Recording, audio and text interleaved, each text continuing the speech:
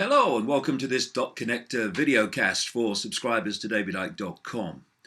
Well, I've been looking quite a lot this week at mind control, and my goodness me, there's some dots to connect with that.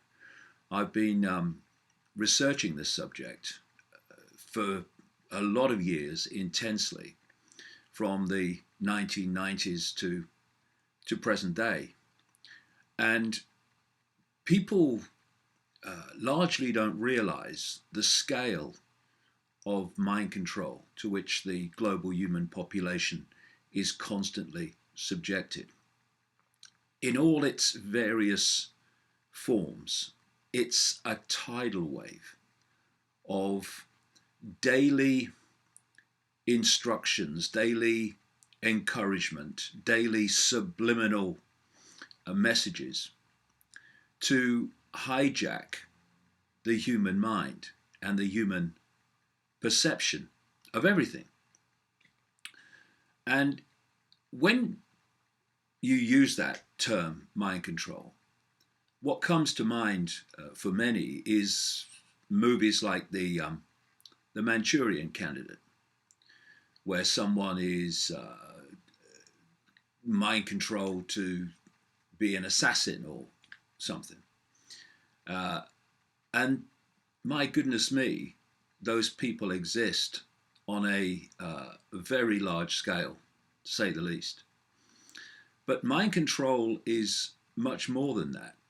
It is simply about persuading people that the perception the manipulators want is the one they should believe in.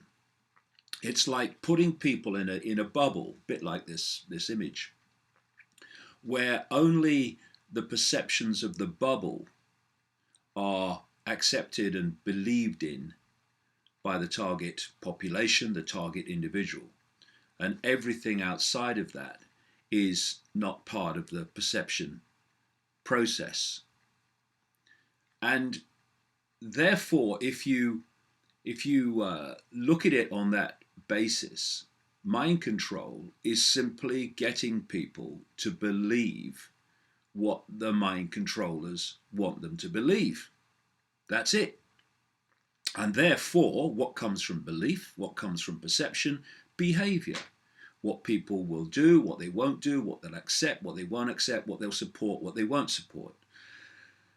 And therefore, on that basis, the mainstream media, when it tells you things that are not true, which is most of the time, is a mind control operation.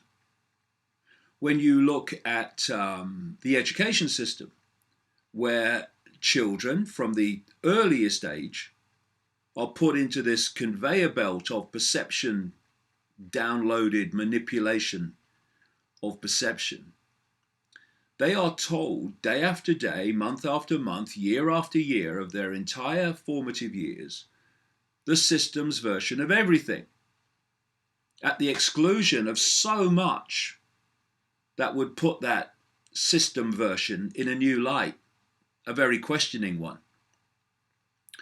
And so the education system is also mind control. It's perception control. It's giving you the state's version of what the state wants you to believe. And this whole thing about fake news, which is nothing more than an attack on the alternative media, is a protection mechanism for the mind control. Because if you are trying to develop and install perceptions of everything in the population, then you need to control as much as you can the sources of information that population is receiving.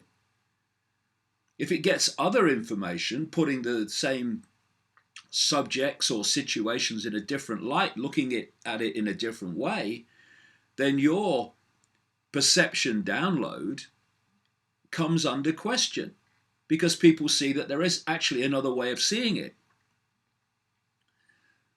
And so we have this very topical area now, and ever gathering so, called censorship, which can be seen in this light and from this perspective.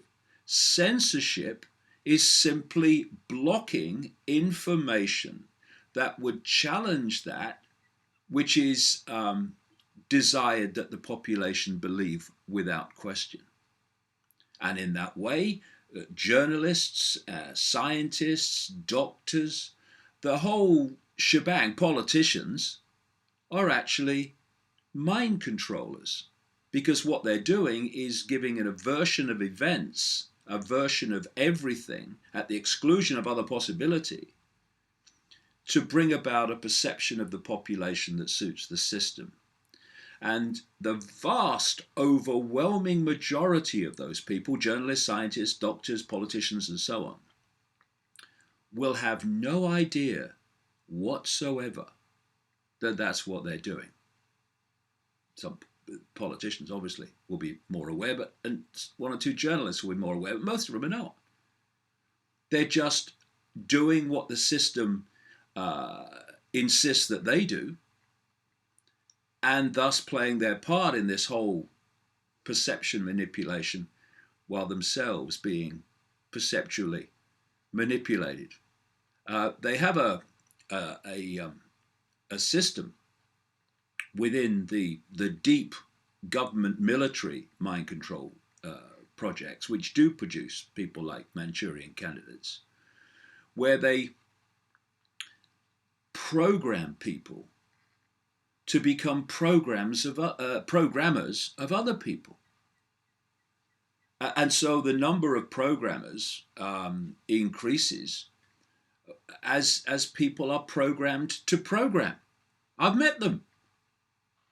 And in terms of the general population, that is what's going on. Journalists who give people a false view of information and the world, scientists a false view of reality and possibility, doctors a false view of how you can treat illness, i.e. whatever Big Pharma tells them. All these things, politicians who want to get you to believe their version of events for their own interests, these are all programmed people programming other people. Like I say, there will be some key ones who are absolutely knowingly doing it, but the vast majority are not. They're just caught in the web. And when you look at these deep government military mind control programs, way out of the public eye, almost all the time, and I've studied these, like I say, in great depth over the years, both sides of the Atlantic. When you see how they work, you can then see how the same patterns, the same methods are actually played out on the general population. One of the most famous, in fact, the most famous mind control project that has come to light was in the United States, was known as MK Ultra, still going, just under other names, but MK Ultra came to light in the public arena when it was revealed how this project, which was vast, in institutions, universities, psychiatric operations in the United States and Canada, that was actually experimenting on the minds of their targets and their laboratory rats, in other words, called human beings. They were experimenting on how to completely take over someone's mind, how to wipe their mind of what was there before, memories that were there before. One woman in MK Ultra had to be taught afterwards how to go to the toilet again. So wiped had her mind been by these crazies, these insane people that are running our world.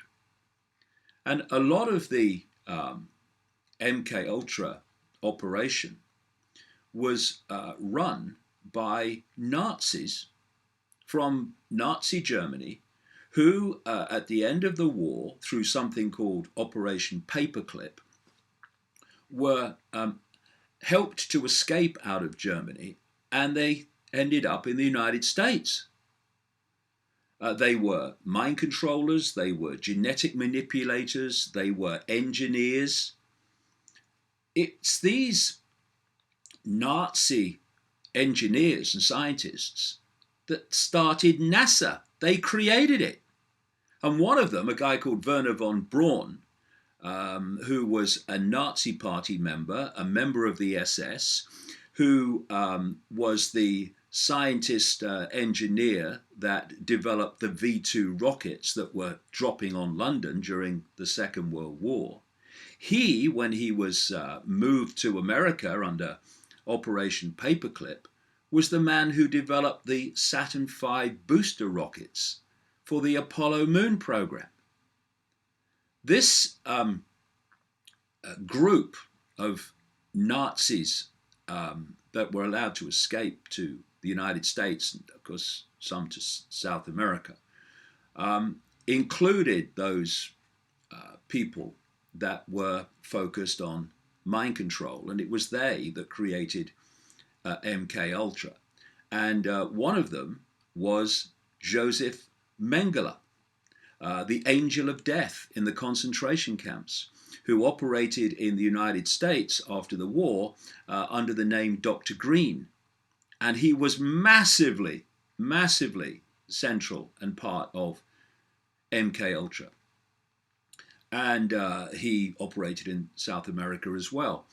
And I've spoken over the years to many people who came out of MK Ultra and its elite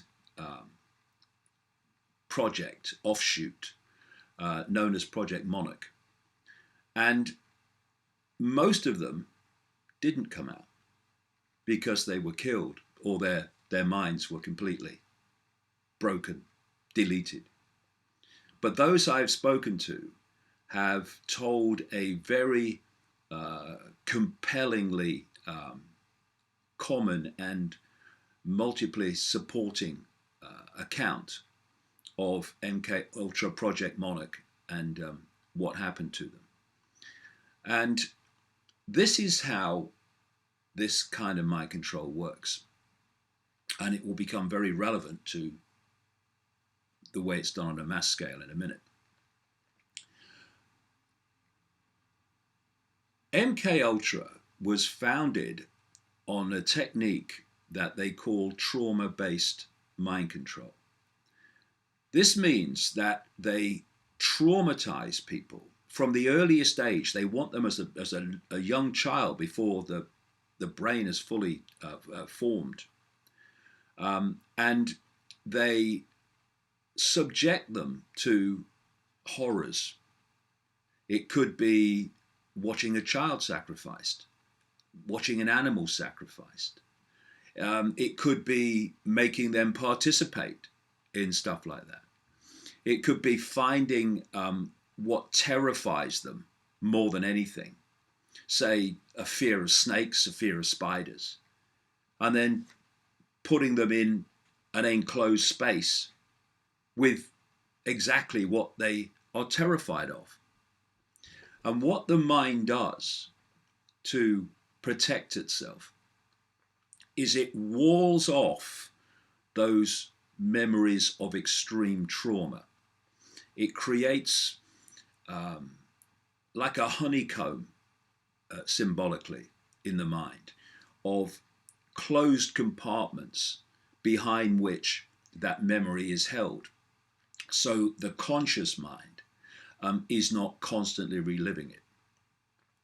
This is seen when people have a terrible road accident and they can never remember the actual impact and the aftermath because the mind has compartmentalized it and put a firewall around it, if you like. And what these mind manipulators then do is exploit this. It's called dissociative identity disorder, used to be called multiple personality disorder. And they program these compartments, which in their mind control parlance they call alters, as in altered states of awareness, with other, quote, personalities and instructions. And so what they do with these people is create what they call a front alter. That's the conscious mind most of the time. It's the personality that people who interact with them will believe is them. But in the subconscious are all these self-contained compartments called alters, which are given instructions, behavior instructions, perception instructions, and they stay there, not imposing and impacting upon what the person does or thinks until particular triggers are given. That's what they call them, triggers. It could be a trigger word, a trigger phrase, a trigger sound, even a trigger image. And once that is given, that back alter, as they call them, then becomes the front alter, and the front alter goes into the subconscious. Now, the back alter as the front alter is dictating that person's perception and dictating that person's actions. And this is used for very famous people to sexually and violently abuse children with a back alter. And then the back alter is pushed back into the subconscious. The front alter then becomes the conscious mind again. The front alter has no memory whatsoever of that abuse. And this is how these people are protected. They can be used for assassination, where someone is going about their business. Then the trigger is given. The program to assassinate alter becomes the front alter, and they play out the assassination. Look at some of these people.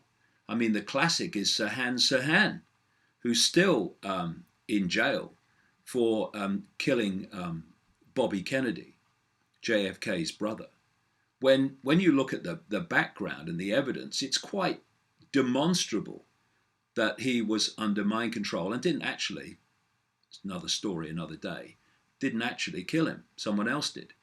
But he was there in the wrong place at the wrong time, so he could be convicted by it. And when you look at his background, and I have many years ago in detail, on what happened that night, and you look at the psychiatric reports about him, it's clearly the case that he was under mind control, a classic, if you like, Manchurian Candidate program.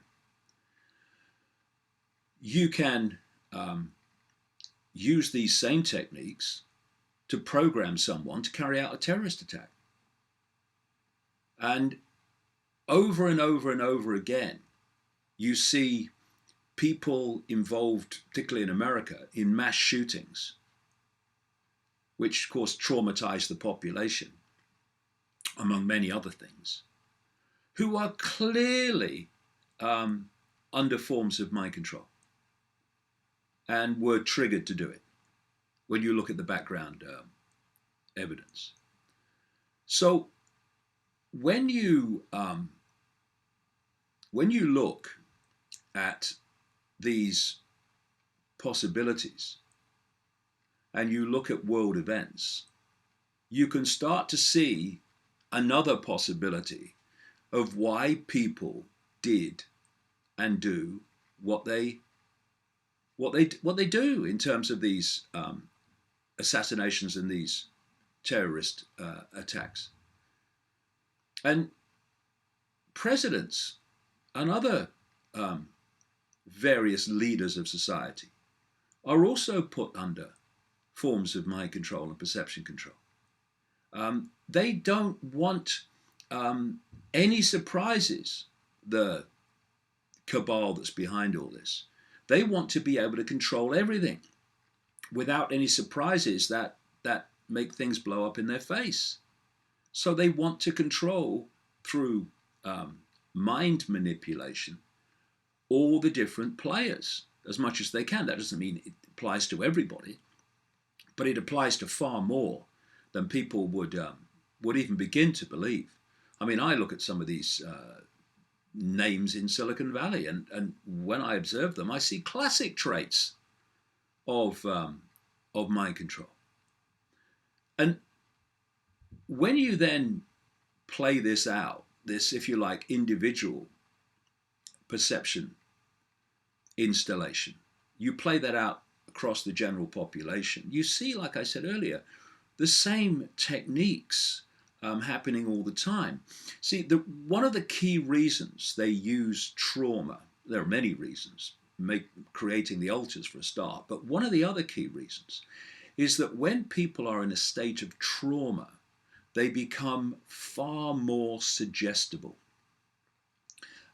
They are open to their perceptions being fundamentally influenced when they're in a state of trauma. So when you look at 9/11, when you look at terrorist attacks, assassinations, wars, and all these other trauma creating, trauma triggering events and happenings, then at that time, the population in general, in its state of trauma in reacting to what's going on, becomes more suggestible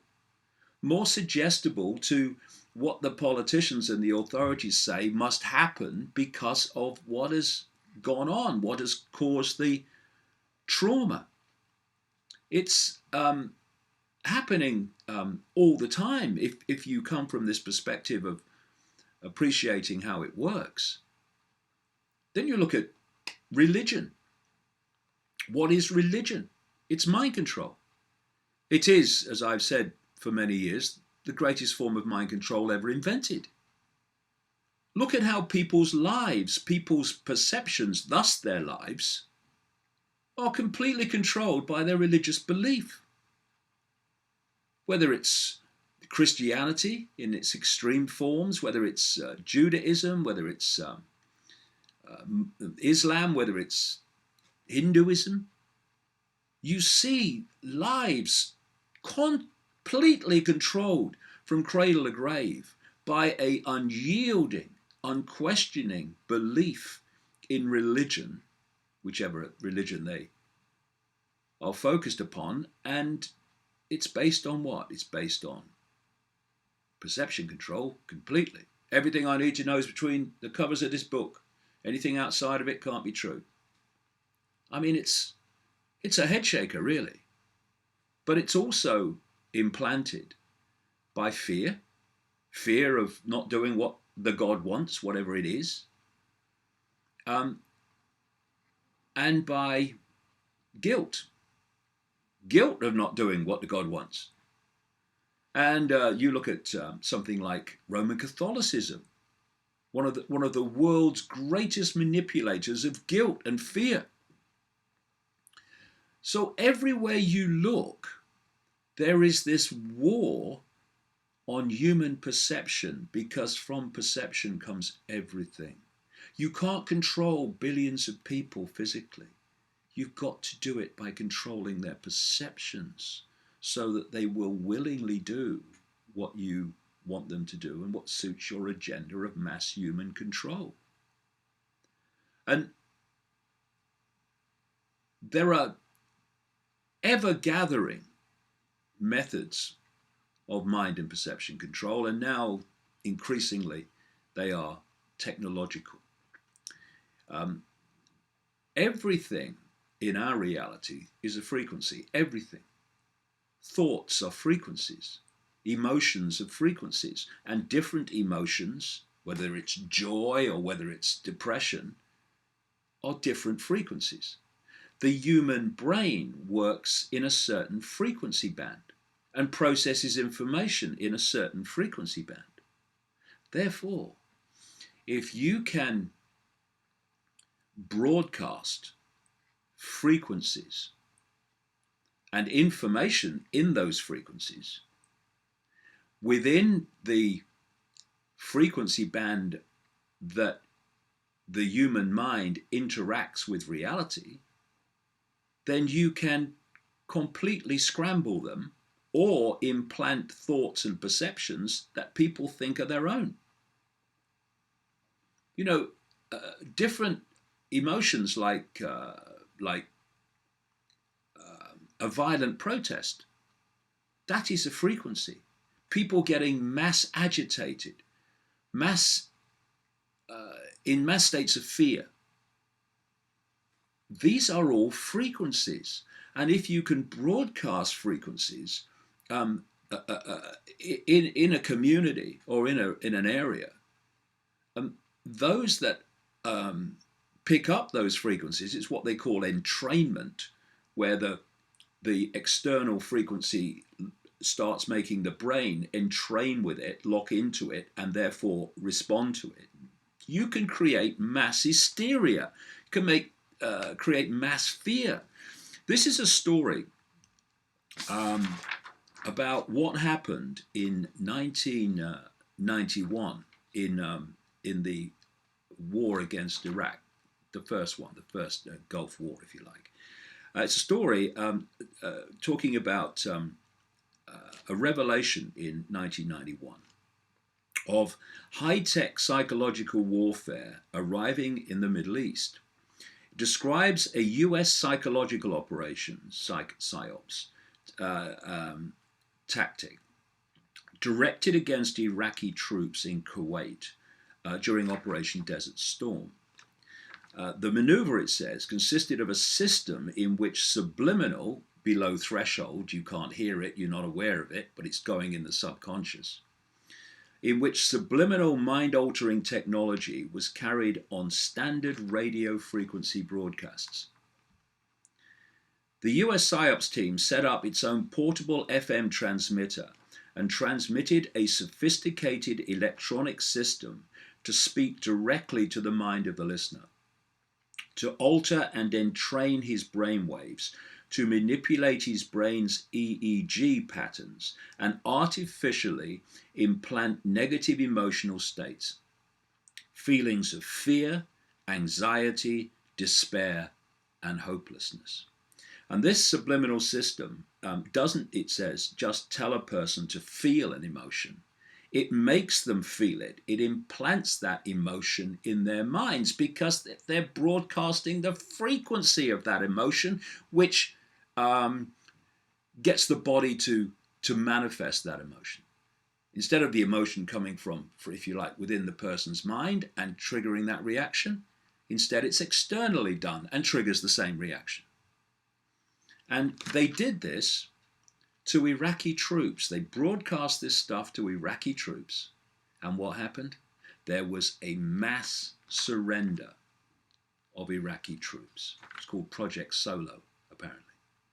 Now, are we so naive as to believe that's not being used on the general population to bring about reactions, responses, and behavior from the target population? Of course they are. And when you look, therefore, at this now gathering and fantastic already grid of transmitter towers, of Wi-Fi, of smart meters, the Tetra system, which is the emergency services communication system in Britain, and similar ones around the world. These are frequencies being broadcast into the environment. And when you research this deeply and in great detail over a long period of time, you find that these various forms of frequency transmission are not only impacting on brainwave activity and emotional states in the population, It's why people that live next to some of these towers get depression and many other psychological and physical traits as a result. But these transmitters are actually part of the same grid. They're talking to each other. All this smart technology is communicating with each other. Smart this, smart that, smart the other. And we've really got to start understanding and stop being naive and appreciate the scale on which human perception now, in all these multiple ways, is being targeted so that we think and therefore act the way that suits this global agenda of human control. Another aspect of this is drugs. Children today are the most drugged child population in human history. Psychological drugs, mind-changing drugs, Ritalin and all these others. And there was an article that's recently been produced by a journalist that I've known for a long time in California called John Rappaport. And it's a terrific expose of the scale of drug and mind manipulation in general, manipulation that's going on in the colleges of the United States. He reveals that 25% of college students in America have been treated for some type of mental or psychological disorder, or what is perceived to be that. And as a result, the drugs are handed out like confetti. Then the impact of the drugs on the psychology of the student, the behavior and perceptions of the student, then changes their perceptions and their behavior even more. And instead of the psychiatrists saying, well, that's the effect of the drug, they're giving another psychological name, another psychological illness to what the drugs are causing. And so the spiral goes on. And it's not just drugs that are used to mind manipulate students. There are many other techniques, but drugs are very central to much of it. And so we can now start to understand where this extraordinary, what I would perceive as insanity, is going on in universities, with students becoming, not all of them, some of them are seeing through it, but I mean very large numbers, are becoming professional victims who need safe spaces where no one can say anything that might upset them, where speakers coming to universities are deplatformed, in other words, censored, stopped from speaking because they might say something that might upset someone. It's extraordinary the levels to which this is happening now under the ludicrous label of political correctness. Extraordinary. And what happens when you become a victim? What happens when you become what people are dubbing a snowflake? You look to authority to protect you from what you've been manipulated to fear and feel a victim of. And so you demand that Big Brother imposes itself even more to censor the free flow of information and to stop people doing anything of any significance that would in any way challenge this system of control. I mean, in Britain this week, we've had a theatre saying that it's going to issue trigger warnings, that something coming up in the play might upset people. And that's the point. I've mentioned it already. When they put people, like in MK Ultra, under these forms of very extreme mind control, using these compartments called altars, in the parlance, the word, phrase, whatever, to open a back altar is called a trigger. That's mind control parlance. I've been writing about it for 20 years and more, about this whole thing of the trigger that brings the other compartment, the other personality, to the person's conscious mind. They're actually using mind control parlance now in the way that they're talking about what's happening in universities and virtually everywhere else, that people might be triggered. It's very appropriate because they're under forms of mind control and it's getting more and more extreme. I mean, when you reach the point where the University of Glasgow is giving trigger warnings to theology students that something about the crucifixion might upset them, I mean, where do we go? A lot further, I'll tell you, if we let it happen. This is one or two things on that same theme. Warnings at this university, trigger warnings, are also given to veterinary students who work with dead animals. Well, don't be a vet then. What are you doing studying as a vet? If that's too upsetting for you, do something else. And those studying contemporary society who will be discussing illness and violence. Well, then don't study it. And how do you think you're going to study contemporary society without discussing illness and violence? Students of forensic science at Strathclyde University in Glasgow are given a verbal warning at the beginning of some lectures where sensitive images involving blood patterns, crime scenes and bodies, etc. are in the presentation. Well, if that's too much for you, what are you doing studying forensic science?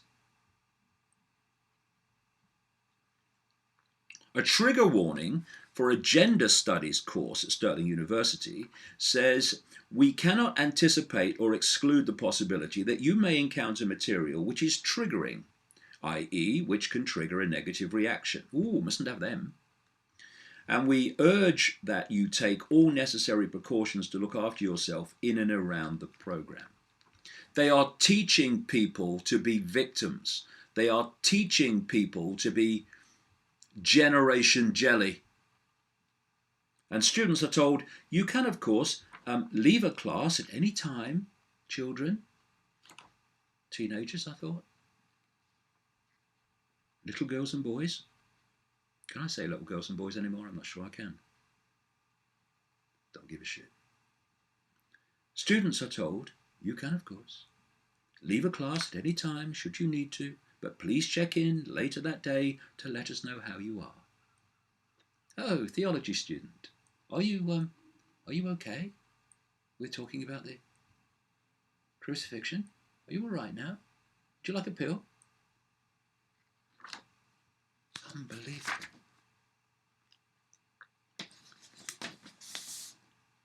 And that mentality is going out now, more and more, year after year, to run the frickin' system. Do you know when I was traveling in Australia last year on the Worldwide Wake Up Speaking tour, came across an article about an Australian school that had banned applause. In case there's anyone in the audience that is sensitive to noise. Now, if anyone wants confirmation of the scale of mind control and perception manipulation that is possible, I rest my case. And so, this psychological fascism, because that's what mind control is, can be seen in the reaction to Trump in America. I'm no supporter of Trump. You know, the whole point I've been making all along is look at a system that gives you a choice between Clinton and Trump. That's where the focus should be. But instead, people really caught in the left, right, left, right, left, right, left, right, as if Clinton is left in their perception of left. I mean, oh, God. But the response and the reaction to Trump in its extreme way, where people are saying they need therapy or whatever, is classic mind control. I mean, what's happening with Trump? And I, you know, like I say, I'm no supporter of Trump. He's another expression of the swamp claiming to be draining it. But the way that the response has played out when you observe it, this is people being told how to react, being told to do this, told to do that in response to Trump being president. When, you know, one of the people behind that is a guy called George Soros, who is one of the great manipulators of, for instance, protest. His network was behind the fake Arab Spring, for instance, and now they're doing it in America. And people just go along with it. People on the progressive side, many of whom in the universities are part of this political correct mafia and this safe space, shrinking violet generation jelly. They go on year after year about the corporate media, and you can't believe the media. And now they're allowing the corporate media to dictate their perceptions and dictate their actions. It's pathetic beyond words. And as I've been saying, you know, for decades now, and I mentioned it earlier, you can't control billions of people physically. They're trying to do that more and more with this global surveillance state, but can't do it all. You've got to control their minds and perceptions, and you've got to be able to get them to perceive, believe, and act in a way that suits you. And therefore, when you break that down, the foundation of mass human control not only is, but can only be mind control, perception and emotional control. And we need to take our minds back. Never mind walking down the street waving a banner that's going to change nothing. Take your mind back. Question everything. No matter what the source is, question it. Ask, why do I believe this? Where did my perception of this come from? Where did my perception of that come from? And if you chart it back and follow it back and track it back, you'll invariably find it didn't come from you at all. It was a perception was an image, not least through the repetition of the same alleged fact and assumption. And there's another area of this mind control that people completely miss, and that's something called familiarity.